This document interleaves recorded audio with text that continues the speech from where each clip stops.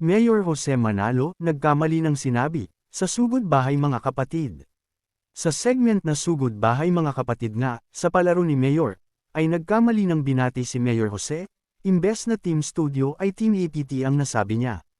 Matatandaang, matagal ding nagpasaya ang legit at tunay na Itbulaga sa APT Studio, mula December 8, 2018, hanggang sa nag-resign at lumipat na nga ang buong The Bark ad sa TV5, at muling nagpasaya sa TV5 Media Center. Pero ngayong Biyernes nga, ay tila nalito si Mayor at bigla na lang nasabi ang Team APT, pero bigla din namang nagulat si Mayor at sinabing wala na pala tayo doon. Opo, Team APT. Ay, Team APT. Wala na pala tayo doon, no? Dahil naman dito, ay nagbiro naman si Boss Joey matapos sabihin ni Mayor Jose, kung nasaang barangay sila. Biro nga ng nag-iisang henyo master ay akala niya nasa Broadway sila Mayor Jose. Kala ko sa Broadway. At ang Broadway Seaboy! Kalokan!